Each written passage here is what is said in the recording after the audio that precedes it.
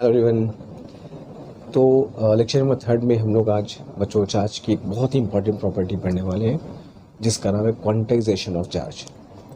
साथ साथ एक और प्रॉपर्टी भी पढ़ेंगे हम लोग, conservation of charge. But in दोनों में या चार्ज की जितनी भी प्रॉपर्टीज़ होती है उन सब में क्वांटाइजेशन ऑफ चार्ज का एक खास इम्पोर्टेंस है।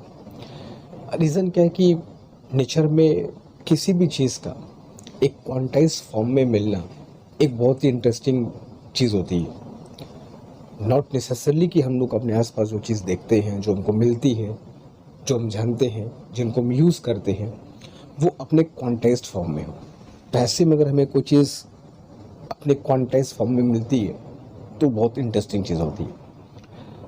तो इसी चीज़ को हम समझेंगे कि ये चार्ज के क्वांटाइजेशन का क्या मतलब होता है। But before we start quantization of charge, हम लोग पहले इस वर्ड का बहुत ध्यान से मतलब समझेंगे कि क्वांटाइजेशन का मतलब क्या होता है, क्योंकि क्वांटाइजेशन वर्ड फिज़िक्स में बहुत जगह तुमको मिलेगा। सिर्फ क्वांटाइजेशन ऑफ चार्ज की बात नहीं होगी, आगे हम चलेंगे क्वांटाइजेशन ऑफ एनर्जी की बात भी कभी कभी तुमको देखने को मिलेगी। क्वांटाइजेशन ऑफ मोमेंटम की बात तुमको बहुत जगह देखने को मिलेगी। तो ऐसे में इस वर्ड का बहुत अच्छे से मीनिंग क्लियर होना चाहिए कि किसी चीज़ के क्वांटाइज्ड होने का क्या मतलब होता है। ठीक है। एक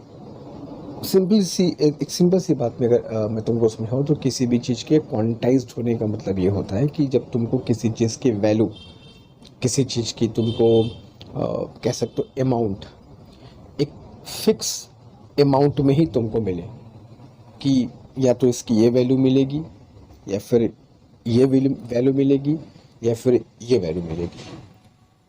तो जब किसी भी चीज़ की वैल्यू हमें एक फिक्स अमाउंट में ही मिलती है, कॉन्टिन्यूस नहीं कि तुमको जो चाहो वो तुमको वैल्यू मिल जाए, ऐसा नहीं। किसी भी चीज़ की वैल्यू अगर हमको नेचर में एक फिक्स अमाउंट में ही मिलती है तो हम कहते हैं वो चीज़ क्वांटाइज्ड है। इसका रिवर्स, कोई चीज़ अगर क्वांटाइज्ड नहीं है तो क्या हो सकती है, वो चीज़ कह सकते हो कॉन्टिन्यूस हो सकती है। वो हमेशा तुमको एक कॉन्टिन्यूस लेवल पर तुमको मिलती रहेगी, जो चाहो जितना चाहो तुमको वो अवेलेबल है। तो कह सकते हो कि वो चीज़ कॉन्टिन्यूस है। तो कुछ सेंस में कह सकते हो कि किसी चीज़ के क्वांटाइज्ड होने का रिवर्स क्या होगा, कॉन्टिन्यूस, है ना। कभी कभी किसी चीज़ को समझने के लिए उसका रिवर्स समझना ज़रूरी होता है कि उसका अपोजिट क्या होता है, तो वो चीज़ और बेहतर तुमको समझ में आ जाती है।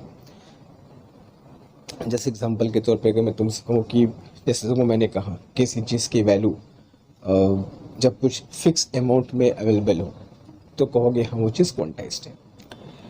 जैसे कि तुमको मैं एक एग्जांपल बताऊँ जिससे हम यूज टू है ना, जिससे हम डेली इनकाउंटर करते हैं, वो कह सकते हो करेंसी। जो हम लोग करेंसी यूज़ करते हैं, इंडियन करेंसी, क्या वो क्वांटाइज्ड है कि नहीं। जैसे यू हैव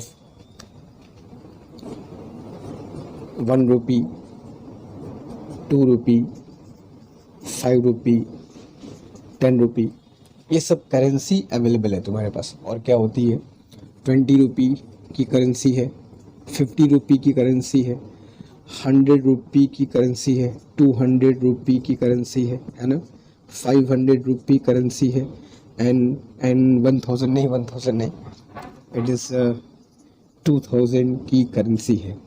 ठीक है, अगर कुछ छूटा हो तो देख लेना। ये कुछ करेंसी है, इंडियन करेंसी, जो हमें मिलती है। इनके अलावा कोई भी वैल्यू तुमको अवेलेबल नहीं है। 3 रुपीज़ तुम मिला कर ले सकते हो, मिलाने की बात नहीं है। 3 रुपीज़ की करेंसी अवेलेबल है कि नहीं, ये बात है। अब तो ऐसे कौन सर 3 रुपीज़, 5 रुपीज़, 7 रुपीज़ तो मिला के मिल जाएगा, यहाँ मिला के बात नहीं है, वो चीज़ अवेलेबल है कि नहीं।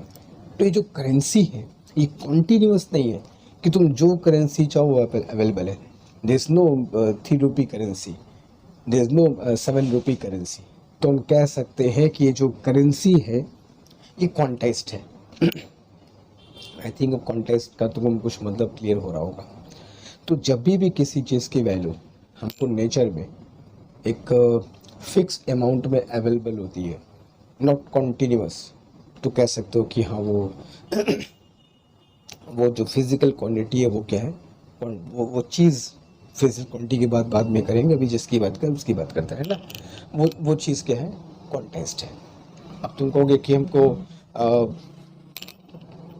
2.5 रुपये चाहिए, तो 2.5 रुपये अवेलेबल नहीं है, या तो 2 रुपये अवेलेबल होंगे या 3 रुपये अवेलेबल होंगे। 2.5 रुपये इज़ नॉट अवेलेबल। तो या 4 रुपये अवेलेबल होंगे, 5 अवेलेबल होंगे, ठीक है। तो ये चीज़ कह सकते हो कि ये कॉन्टेस्ट है। तुम जो चाहोगे वो अवेलेबल नहीं है, ये अपने कुछ फिक्स अमाउंट में ही अवेलेबल है, फिक्स वैल्यूज़ में ही तुमको मिल सकती है। हाँ, अगर ऐसा होता कि 0 से लेकर के इनफाइनाइट तक जितनी भी वैल्यूज़ तुम चाहो करेंसी की, वो तुमको अवेलेबल हो जाए। 0.1 की करेंसी है, 0.2 की करेंसी है, 0.3 करेंसी है, ऐसा करना पॉसिबल भी नहीं है वैसे। तो कहोगे कि हाँ वो चीज़ क्या है, कॉन्टीन्यूअस है, ठीक है। तो कह सकते हो एक सेंस में कि क्वांटाइज्ड किसी चीज़ का होना, उसका उल्टा होना कॉन्टीन्यूअस कहलाएगा, ठीक है। और एग्जांपल अगर तुमको बताऊं, अभी मैं फिजिक्स के एग्जांपल की बात नहीं कर रहा हूँ, अभी वो एग्जांपल जिसको हम देखकर समझ सके क्वांटाइजेशन का मतलब क्या होता है। जैसे अगर मैं तुमको कहूँ, एक एग्जांपल मैं हमेशा बच्चों को बताता हूँ, दैट इज़ रिचार्ज कूपन। जो हम लोग रिचार्ज कूपन यूज़ करते हैं अलग अलग मोबाइल फ़ोन्स को रिचार्ज करने के लिए, you have 5 rupees coupon, you have 10 rupees coupon, you have 20 rupees coupon, ठीक है, you have 50 rupees coupon, you have 100 rupees coupon. तो ये जो रिचार्ज कूपन हम लोग यूज़ करते हैं, ये बताओ इसके बारे में क्या ख्याल है, क्या ये क्वांटाइज्ड कहलाएंगी या कॉन्टीन्यूअस। ऑब्वियसली यहाँ तो तुम्हारे पास कूपन 5 रुपये वाला होगा या 10 रुपये वाला होगा। 7 रुपये वाला कूपन अवेलेबल नहीं है, फिर 10 के बाद 15 अवेलेबल है, 25 वाला है, फिर 50 वाला है, बीच में 40, 30, 35, 32 का अवेलेबल नहीं है। तो ये जो रिचार्ज कूपन है, इनको हम क्या कहें, क्वांटाइज्ड या कॉन्टीन्यूअस। ऑब्वियसली क्वांटाइज्ड कहोगे, क्योंकि ये अपने कुछ फिक्स वैल्यू में ही हमको मिल रही है, कुछ फिक्स अमाउंट में ही हमको मिल रही है। तो इन ऐसी चीज़ों को हम कहते हैं क्वांटाइज्ड। अब इसका उल्टा क्या हो सकता है, इसका उल्टा हो सकता है कि जो चीज़ कॉन्टीन्यूअस तुमको मिलती चले, क्योंकि हाँ ये चीज़ कॉन्टीन्यूअस है, जो चाहो तुमको मिल जा रही है, ठीक है। तो ऐसी चीज़ों को हम कहते हैं कि भाई वो चीज़ क्वांटाइज्ड है। अब फिज़िक्स में ऐसी बहुत सारी फिज़िकल क्वांटिटीज़ हैं अलग अलग कंडीशन में, जो हमको केवल कुछ फिक्स अमाउंट में ही अवेलेबल होती हैं, कि या तो इतनी वैल्यू तुमको मिलेगी, या इतनी वैल्यू मिलेगी, या इतनी वैल्यू मिलेगी। बाकी इन वैल्यूज़ को छोड़ करके किसी और वैल्यूज़ को तुमको मिलना पॉसिबल नहीं है। तो कहोगे अच्छा ये चीज़ क्वांटाइज्ड है। तो अब ये चीज़ें कहाँ कहाँ मिलती हैं, तो पूरे फिज़िक्स में ये चीज़ तुमको बहुत जगह मिलेगी। अभी हम चार्ज की बात कर रहे हैं, जैसे तो मैंने कहा आगे हम लोग पढ़ेंगे जब अपने सिलेबस में, तो इलेक्ट्रॉन्स की जब एनर्जी देखेंगे हम लोग अलग अलग ऑर्बिट्स में, है ना, तो वो भी देखेंगे भाई वो क्वांटाइज्ड है। अलग अलग ऑर्बिट्स में इलेक्ट्रॉन का जो मोमेंटम होगा वो भी देखेंगे क्वांटाइज्ड होगा, है ना। तो बहुत जगह तुमको इस चीज़ को देखने को मिलेगा, ठीक है। अभी फ़िलहाल चार्ज की बात है, चार्ज की बात करते हैं। तो आई थिंक ये तुमको मतलब क्लियर हो गया होगा कि किसी चीज़ के क्वांटाइज होने का क्या मतलब होता है, ठीक है, फाइन। अब हम आते हैं जो हमको बेसिक बात करना था, हालांकि तुमको इसमें भी बहुत कुछ बताऊंगा कि क्या हमारे आसपास जो चीज़ें हैं, क्या वो सारी चीज़ें क्वांटाइज्ड है। एक लेवल पर आकर देखा जाए तो इसका जवाब क्या होगा, यहाँ भी तुमको बताऊंगा कि एक्चुअली होता क्या रियल में, है ना। पहले इसकी बात कर लेते हैं, ये क्या है। हुआ क्या कि हम लोगों ने जब भी किसी बॉडी की चार्ज को मेज़र किया, है ना, किसी बॉडी पर जो भी चार्ज है, पॉजिटिव नेगेटिव जो भी है, जब हमने उसको मेज़र किया तो हमने हमेशा ये देखा कि किसी बॉडी पर जो चार्ज होता है, किसी भी बॉडी पर what ever charge it has, मान लो पॉजिटिव ही है, ठीक है, या नेगेटिव है, कुछ ही मान लो। तो ऐसा लोगों का कहना था, साइंटिस्ट लोगों का, काफ़ी एक्सपेरिमेंट वगैरह करने के बाद, कि किसी भी बॉडी पर जो भी चार्ज अवेलेबल है, जो भी चार्ज हमने देखा, जो हमने चार्ज हमेशा पाया, चाहे वो पॉजिटिव है वो नेगेटिव है, कुछ भी हो, उनका यह कहना था कि जितने भी चार्जेस को वो लोग देखे हैं, इनकाउंटर्ड हुआ है, जितना भी चार्ज उनको ऑब्जर्व हुआ है अब तक, हमेशा बार बार, वो एक सर्टेन वैल्यू का हमेशा इंटीग्रल मल्टीपल ही मिला, कुछ इस तरीके से, Q is equal to any. किसी भी बॉडी पर जो भी चार्ज लोगों ने देखा, वो एक सर्टेन वैल्यू के इंटीग्रल मल्टीपल में ही मिला। इंटीग्रल मल्टीपल मतलब n की वैल्यू हमेशा तुम्हारा +-1, +-2, +-3 एंड सो ऑन, कभी भी n किलो फ्रैक्शन में नहीं होगी, हमेशा एंड से होगी। किसी एक खास वैल्यू के हमेशा मल्टीपल में ही चार्ज हमेशा मिला, और उसी खास वैल्यू को, इस E को हम लोग फंडामेंटल चार्ज कहते हैं या फिर इलेक्ट्रॉनिक चार्ज कहते हैं। वो चार्ज जो एक इलेक्ट्रॉन या फिर एक प्रोटॉन पर प्रेजेंट होता है, जिसको हम कहते हैं इलेक्ट्रॉनिक चार्ज। तो यहाँ जो E है, ये एक फंडामेंटल चार्ज है। इस बुक के पॉइंट ऑफ व्यू कह सकते हो कि the smallest possible charge of nature जो है वो ये है E, ठीक है। या कह सकते हो कि इलेक्ट्रॉन पर जो चार्ज है, प्रोटॉन पर चार्ज है, वो नेचर के फंडामेंटल चार्ज माने जाते हैं। तो लोगों का ऐसा कहना था, किसी बॉडी पर जो चार्ज अपीयर होगा वो हमेशा इस इलेक्ट्रॉनिक चार्ज के, जो कि सबसे छोटा चार्ज है, जो कि फंडामेंटल चार्ज है, हमेशा उसके मल्टीपल में मिलेगा, कभी भी फ्रैक्शन में नहीं होगा। मतलब या तो E, या तो 2E, या 3E, या 4E एंड सो ऑन। और ये जो फंडामेंटल चार्ज है, that is E is electronic और फंडामेंटल चार्ज, इसकी जो वैल्यू कैलकुलेट की गई 1.602192 10⁻⁻19 कूलम। हालांकि हमको हमेशा पूरा वैल्यू यूज़ नहीं करना होगा, डेसिमल के 1.2 पॉइंट तक यूज़ करो, दैट इज़ सफिशिएंट, ठीक है। तो भाई बात ये है कि किसी भी बॉडी पर जो चार्ज आएगा वो हमेशा खास वैल्यू के मल्टीपल में होगा, और वही खास वैल्यू ये होती है जो कि एक इलेक्ट्रॉन या प्रोटॉन पर प्रेजेंट चार्ज होता है, जो नेचर का सबसे छोटा चार्ज होता है, जिसको फंडामेंटल चार्ज भी कहते हो, ठीक है। अब इस थ्योरी तक पहुंचने, और ये सब चीज़ें ऐसा नहीं कि बस इमेजिन करके देख लिया, बाकायदे इस पे लोगों ने काफ़ी एक्सपेरिमेंट किया, देखा, ऑब्जर्व किया, बारंबार इसको ऑब्जर्व किया, तो देखा कि हमेशा मल्टीपल में आ रहा है। कभी भी ऐसा नहीं हुआ कि वो इस वैल्यू के अलावा कुछ आ जाए, हमेशा जो भी चार्ज मिला इलेक्ट्रॉनिक चार्ज के मल्टीपल में ही मिला।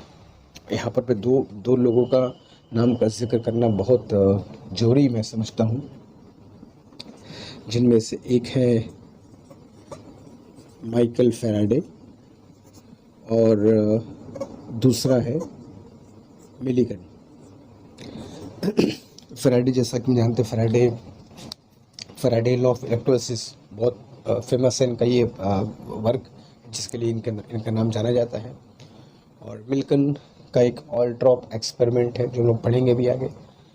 तो इस रिजल्ट तक पहुंचने में इन दोनों साइंटिस्ट लोगों का जो एक्सपेरिमेंट था वो एक बहुत काम आया, ठीक है। फैराडे लॉ ऑफ इलेक्ट्रोलिसिस कह लो या मिल्कन ऑल ड्रॉप एक्सपेरिमेंट कर लो, इन दोनों एक्सपेरिमेंट का बहुत बड़ा रोल है इस चीज़ को वेरीफाई करने, प्रूफ करने में। माइकल फैराडे, जैसा कि जानते हो कि ब्रिटिश साइंटिस्ट थे, बहुत बड़े एक्सपेरिमेंटल साइंटिस्ट थे माइकल फैराडे, है ना। और मिल्कन एक अमेरिकन साइंटिस्ट थे, ये भी एक्सपेरिमेंटल फेसिस थे, दोनों एक्सपेरिमेंटल फेसिस थे, खूब एक्सपेरिमेंट वगैरह किया करते थे, है ना। तो इन लोगों ने जब ढेर सारे एक्सपेरिमेंट्स किए तो हमेशा एक चीज़ ऑब्जर्व किया कि किसी भी बॉडी पर जो चार्ज आता है वो हमेशा खास चार्ज के मल्टीपल में ही होता है। और जब भी कोई चीज़ एक खास वैल्यू में ही तुमको अवेलेबल हो, तुम कहोगे हाँ जिस कॉन्टेस्ट है, क्योंकि इस हिसाब से अगर जो चार्ज की वैल्यू तुमको मिलेगी वो क्या मिल सकती है, या तो प्लस माइनस ई, या तो plus minus 2e, plus minus 3e, plus minus 4e and so on. कभी भी इनके फ्रैक्शन में नहीं आएगा, है ना। तो हुआ कि नहीं कॉन्टेस्ट बताओ, तुम जो चाहोगे वो अवेलेबल नहीं होगा, ई के मल्टीपल में होगा। तभी लोगों ने कहा हाँ भैया ये चीज़ क्या है, क्वांटाइज्ड है। तो चार्ज इज क्वांटाइज्ड, ये एकदम अभी आज की डेट में एकदम प्रूफ हो चुका है, इसमें कोई भी एक्सेप्शन या कोई भी डाउट वगैरह नहीं है। ये एक फंडामेंटल नेचर का लॉ है कि तुमको जो भी चार्ज मिलेगा वो इलेक्ट्रॉन चार्ज के मल्टीपल में मिलेगा, ठीक है, फाइन।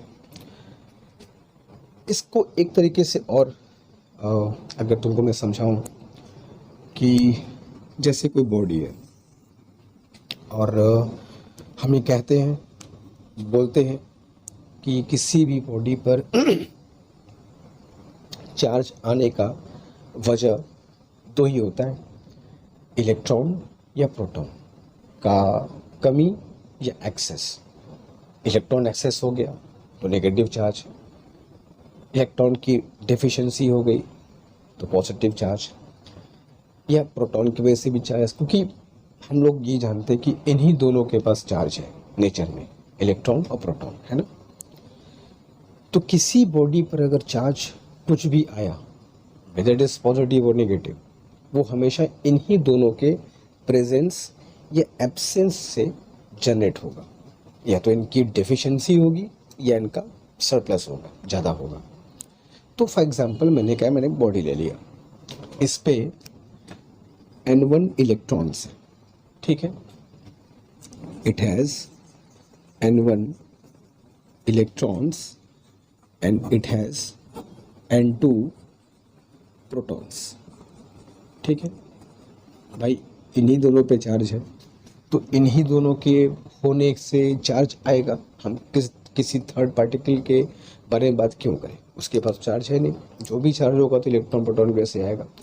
तो मैंने कहा इस बॉडी में N1 इलेक्ट्रॉन्स है और N2 प्रोटॉन्स है, और N1 N2 नंबर्स है।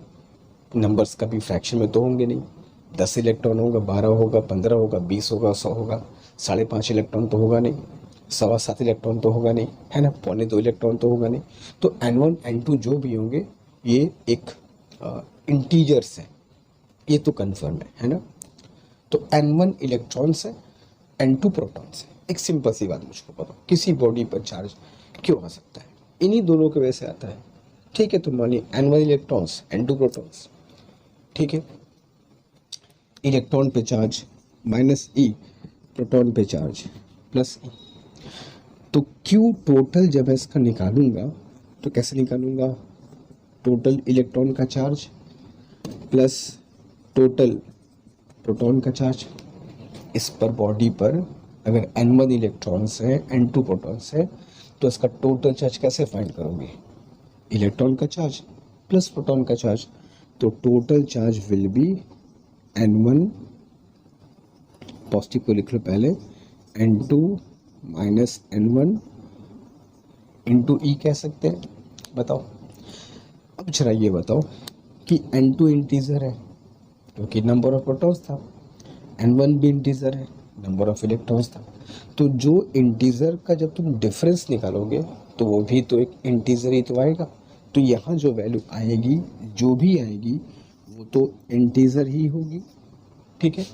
तो यहाँ से एक सिंपल सा अगर हम लोग बेसिक लॉ अप्लाई करें तो हमको पता चल जाएगा कि भाई जो चार्ज है वो ई का इंटीग्रल मल्टीपल ही होगा। हाँ, बशर्ते हमको ये पता हो, ये हमको वेरीफाई हो चुका हो कि इलेक्ट्रॉन और प्रोटॉन पर जो चार्ज होते हैं वो फंडामेंटल चार्ज है, इलेक्ट्रॉनिक चार्ज है, इनके अलावा इनसे छोटा चार्ज नेचर में अवेलेबल नहीं है।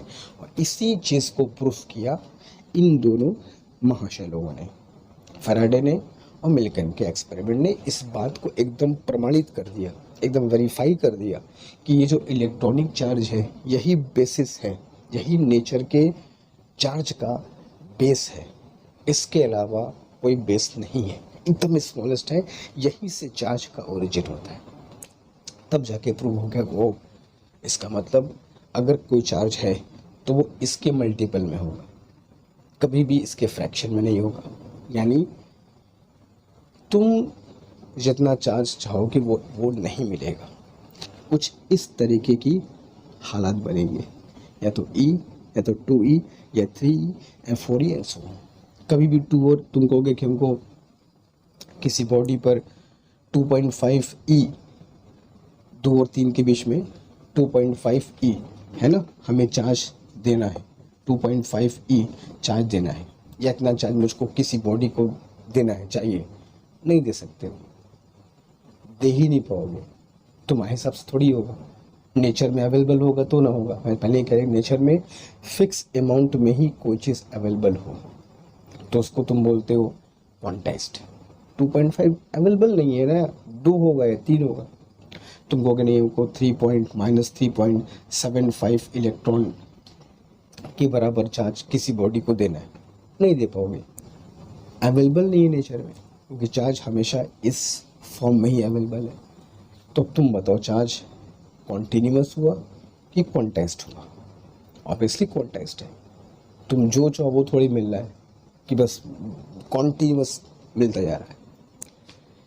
एक तरीके से ये फिक्स अमाउंट में ही अवेलेबल है, तो कह सकते हो कि हाँ ये एक तरीके से क्वांटाइजेशन प्रिंसिपल को फॉलो करता है। ठीक है, अच्छा अब यहाँ पर पे एक बात और मैं तुमको बताऊं कि हालांकि चार्ज का तो अच्छा एक काम करते हैं, ठीक है, इसमें तुमको जो भी कॉपी वगैरह करना है कर लो।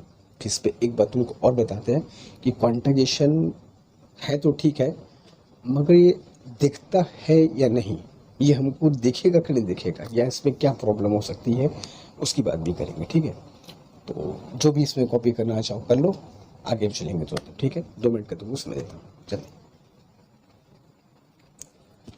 ओके, तो अब क्वांटेशन ऑफ चार्ज में एक और इम्पॉर्टेंट चीज़ तुमको बताता हूँ, जो कि तुमको बहुत ज़रूरत है उस चीज़ को जानने की, समझने की, अगर एकदम तगड़ा कॉन्सेप्ट डेवलप करना है तो फिज़िक्स में। फॉर एग्ज़ाम्पल मेरे पास 2 बॉडी है, ए और बी, ठीक है, और फॉर एग्ज़ाम्पल मुझको ए से बी में 1 माइक्रोकूलम चार्ज ट्रांसफ़र करना है। ठीक है, तो मान लो नेगेटिव चार्ज यहाँ पर हमको बी पर नेगेटिव चार्ज लाना है, और एक 1 माइक्रोकूलम के बराबर नेगेटिव चार्ज बी पर हमको लाना है। और तो मैं क्या करूँगा, ए से 1 माइक्रोकूलम चार्ज बी को दूंगा, तो अब ये चार्ज तो इलेक्ट्रॉन की हेल्प से ही ट्रांसफ़र होगा। तो एक जनरल बात, अगर एक राउंड फिगर बात किया जाए, तो 1 माइक्रोकूलम के लिए ऑलमोस्ट 10⁻13 इलेक्ट्रॉन्स का तुमको ट्रांसफ़र करना होगा। हालांकि 1 माइक्रोकूलम बहुत छोटी चार्ज की वैल्यू, ठीक है। तो अगर तुमको एक बॉडी से दूसरी बॉडी पर 1 माइक्रोकूलम चार्ज देना है, तो 10⁻13 इलेक्ट्रॉन्स ए से बी में जाने होंगे। 10⁻13 इलेक्ट्रॉन्स बहुत बड़ी वैल्यू है, ठीक है। जब इतनी वैल्यू ए से बी में क्रॉस करेगी तो एक एक पार्टिकल तुमको दिखाई नहीं पड़ेंगे, है ना, लगेगा कि पूरा एक फ्लो ऑफ चार्ज जा रहा है। समझना जो बात कहना चाह रहा हूँ, चार्ज का जो डिस्क्रीट नेचर होगा, क्वांटाइजेशन को एक दूसरे शब्द में डिस्क्रीट भी कह सकते हैं हम लोग, ठीक है। डिस्क्रीट भी हम लोग वर्ड यूज़ करते हैं उस चीज़ के लिए जो फिक्स अमाउंट में अवेलेबल होती है। डिस्क्रीट वहाँ भी वर्ड यूज़ कर, डिस्क्रीट का उल्टा क्या होता है, कॉन्टिन्यूअस।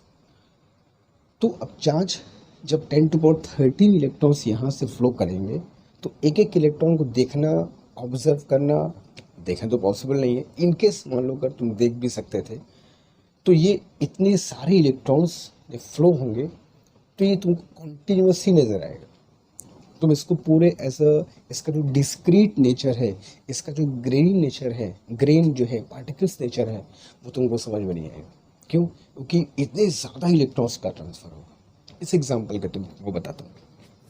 जैसे मान लो एक ये वाटर का पाइप है, ठीक है, यहाँ से पानी का ऐसे फ्लो हो रहा है, ठीक है, अभी समझ जाओगे, पानी का फ्लो हो रहा है। इमेजिन करो कभी तुम एक बड़ा सा पाइप देखे हो और पानी की धार वहाँ से निकल रही है, क्या दिखाता है कि पानी कॉन्टीन्यूस निकल रहा है, पानी की धार, पानी का फ्लो कॉन्टीन्यूस है, दिखता है ना, ट्यूबवेल से, पाइप से दिखता है। अगर तुम एकदम अंदर तक जाके देखो तो ये जो तुम एक कॉन्टीन्यूस फ्लो देख रहे हो पानी का, वो फ्लो वाटर मॉलिक्यूल्स हैं कि नहीं? ये वाटर मॉलिक्यूल्स ही तो मिलकर के फ्लो बनाए हैं, लेकिन वो मॉलिक्यूल्स इतने छोटे हैं कि हम एक एक मॉलिक्यूल को नहीं देख सकते। वैसे इस ट्यूब से तो वाटर के मॉलिक्यूल्स ही निकल रहे हैं ना, एक मॉलिक्यूल, दो मॉलिक्यूल, 10 मॉलिक्यूल, 100 मॉलिक्यूल, लेकिन मॉलिक्यूल को देख नहीं सकते। तो जो उसका डिस्क्रीट नेचर होगा वो तुमको नज़र नहीं आएगा। क्यों? क्योंकि इतना छोटा है वो। तो ऐसे कंडीशन में जो वाटर का जो फ्लो होगा, it will look like continuous, कि हाँ पानी लगातार आ रहा है, मगर at that level, at the very smallest level, वो जो वाटर का फ्लो है वो वाटर के मॉलिक्यूल्स H2O के फॉर्म में हो रहा है, मगर हम उन छोटे पार्टिकल्स को नहीं देख सकते, ऑब्जर्व नहीं होगा। तो क्या लगेगा कि जो वाटर का फ्लो है कॉन्टीन्यूअस है। एग्जैक्टली यहाँ पर पे वही होगा, इतने सारे इलेक्ट्रॉन्स का फ्लो होगा कि जो एक एक इलेक्ट्रॉन का जो नेचर है, जो इसका डिस्क्रीट नेचर है चार्ज का, जो ग्रेन नेचर है, वो ऑब्जर्व ही नहीं होगा। तो it will look like continuous, ठीक है। जैसे एक बात, एक और चीज़ समझ लो, जैसे अगर मैं कुछ एक लाइन ड्रॉ करूँ डॉट डॉट के फॉर्म में, है ना, पॉइंट के फॉर्म में ड्रॉ करूँ, बहुत नज़दीक नज़दीक पॉइंट्स हो, लेकिन पॉइंट्स कॉन्टीन्यूअस ना हो, ठीक है। ये जो लाइन ड्रॉ कर रहा हूँ मैं, ये पॉइंट्स हैं और हर पॉइंट के बीच में एक गैप है, ठीक है। जब तुम इस लाइन को बहुत दूर से देखोगे, बहुत दूर से, तो ये जो एक एक पार्टिकल्स हैं वो तुमको नज़र नहीं आएंगे, एक सीधा कॉन्टिन्यूअस लाइन तुमको नज़र आएगा। तो वो जो उसका पार्टिकल नेचर है वो लॉस्ट हो जाएगा। तो अगर तुम बहुत दूर से देखो तो क्या तुमको एक एक पार्टिकल नज़र आएंगे कि एक एक डॉटेड तुमको नज़र आएंगे? बिल्कुल नहीं, तुमको नज़र क्या आएगा? एक कॉन्टिन्यूअस लाइन।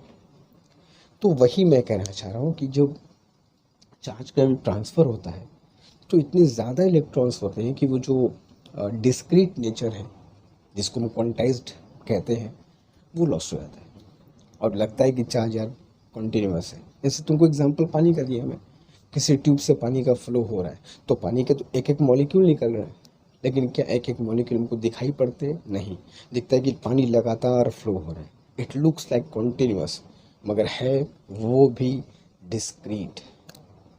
इस दुनिया में जितनी भी चीज़ें हैं वो एक लेवल पर आकर के सब चीज़ें डिस्क्रीट ही बन जाती है।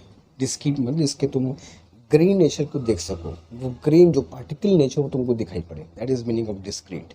क्वांटाइजेशन से इसका कुछ मतलब है, ठीक है।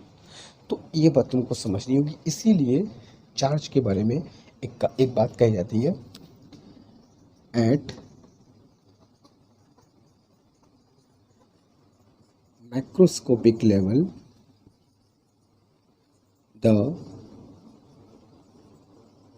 quantization of charge has no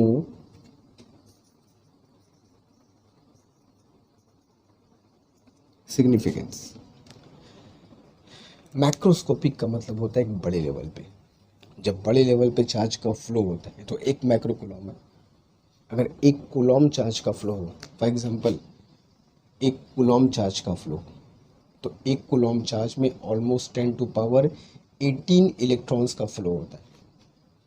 अब 10 टू पावर 18 इलेक्ट्रॉन्स का फ्लो होगा तो एक एक इलेक्ट्रॉन को देखना पॉसिबल नहीं है, वो जो उसका डिस्क्रीट नेचर है will be lost, it will look like continuous.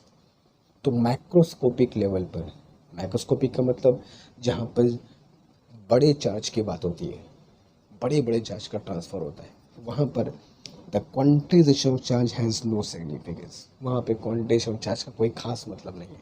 हाँ, जहाँ पर मैं कहूँ कि 100-200 इलेक्ट्रॉन का ट्रांसफ़र हो रहा है, यहाँ से 100 इलेक्ट्रॉन गए, यहाँ से 200 इलेक्ट्रॉन गए, तो जहाँ 100-200 इलेक्ट्रॉन का ट्रांसफ़र होगा वहाँ उनका डिस्क्रीट नेचर दिखाई पड़ेगा, उनका ग्रेनी नेचर तुमको दिखाई पड़ेगा, उनका क्वांटाइज्ड होना तुमको समझ में आएगा, उनका कॉन्टीन्यूस नेचर ख़त्म हो जाएगा।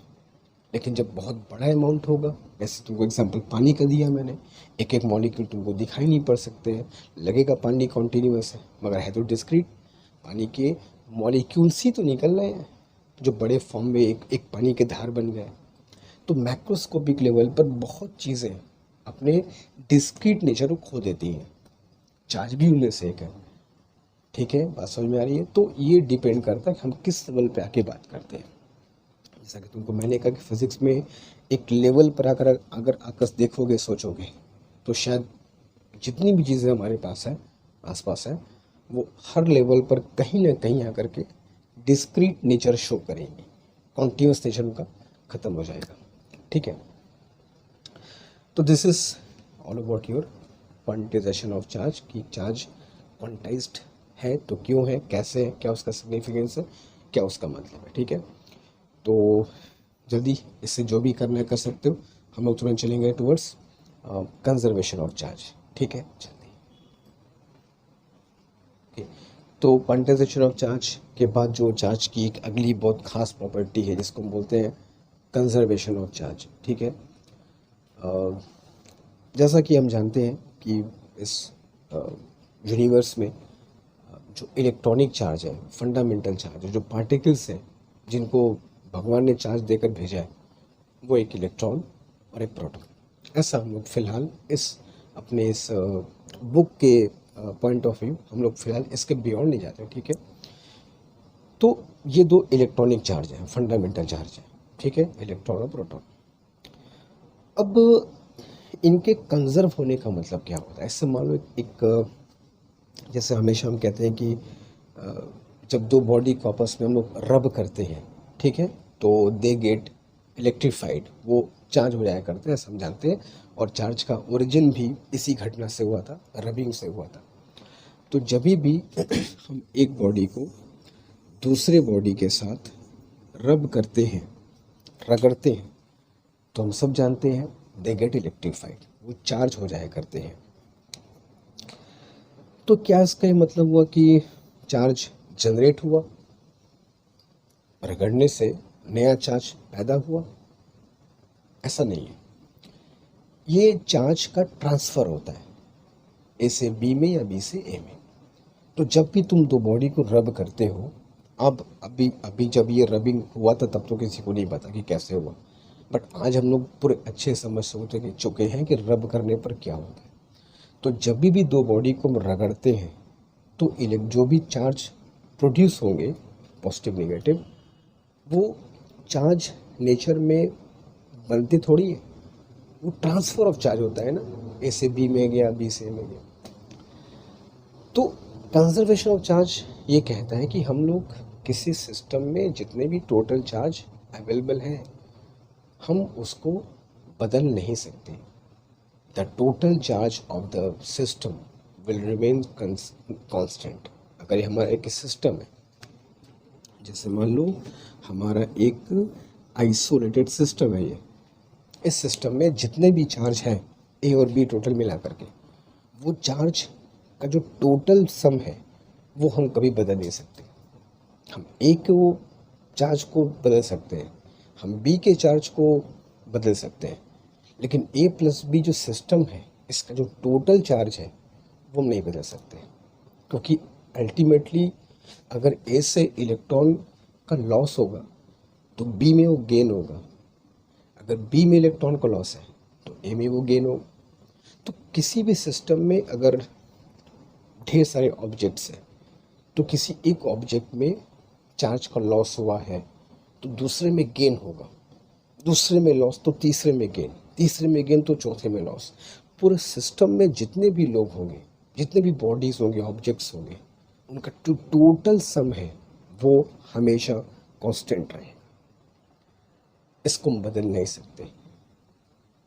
ठीक है, इसका ये मतलब नहीं कि चार्ज पार्टिकल्स हम लोग बनते और टूटते नहीं है। जैसे फॉर एग्जांपल एक इलेक्ट्रॉन, जैसे चार्ज पार्टिकल्स ऐसा नहीं कि डिस्ट्रॉय नहीं होते, लेकिन चार्ज पार्टिकल्स भले डिस्ट्रॉय हो जाएंगे लेकिन टोटल चार्ज नहीं बदले। जैसे कि एक इलेक्ट्रॉन एक प्रोटॉन मिल करके एक न्यूट्रॉन का फॉर्मेशन कर लिया, मगर total charge will be constant.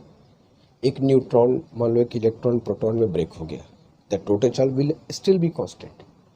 तो यहाँ पर पे बस इतनी सी बात समझनी है कि किसी सिस्टम में जितने भी ऑब्जेक्ट्स होते हैं उनका जो टोटल चार्ज का सम है वो पॉजिटिव हो, वो नेगेटिव हो या वो ज़ीरो हो, पूरे प्रोसेस में वो वही रहेगा, वो बदलेगा नहीं।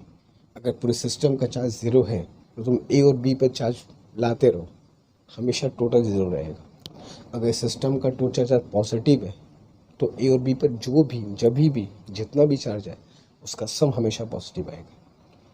तो कंजर्वेशन का मतलब ये होता है किसी सिस्टम का जो टोटल चार्ज है, ठीक है, किसी आइसोलेटेड सिस्टम का जो टोटल चार्ज है दैट विल रिमेन कांस्टेंट। ये एक चार्ज का एक फंडामेंटल प्रॉपर्टी है, एक बेसिक प्रॉपर्टी है जो हमको पता होना चाहिए। ठीक है, तो ये एक कंजर्वेशन ऑफ चार्ज हम लोग कहते हैं कि चार्ज की प्रॉपर्टी है other than it's quantization property.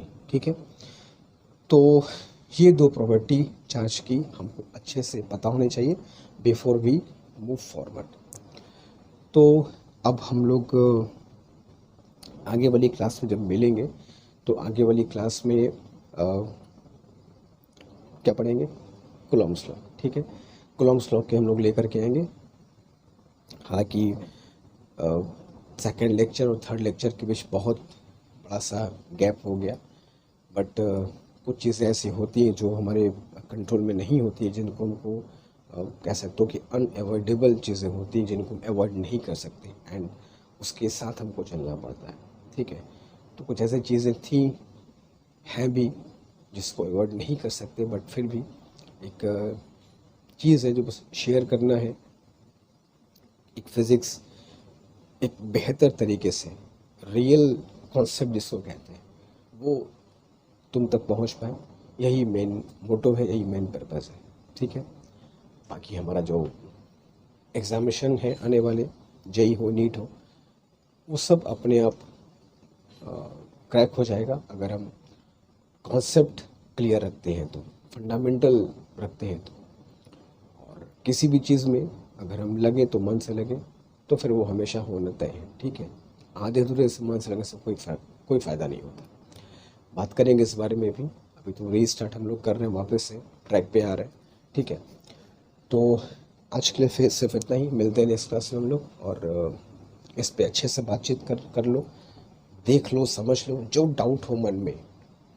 तो तुमको मैं एक टास्क देता हूँ, चलो तुम दो चीज़ का मतलब समझे, क्वांटाइजेशन और कॉन्टिन्यूअस, कि एक चीज़ क्वांटाइज्ड है, उसका उल्टा दूसरा चीज़ क्या है, कॉन्टिन्यूअस।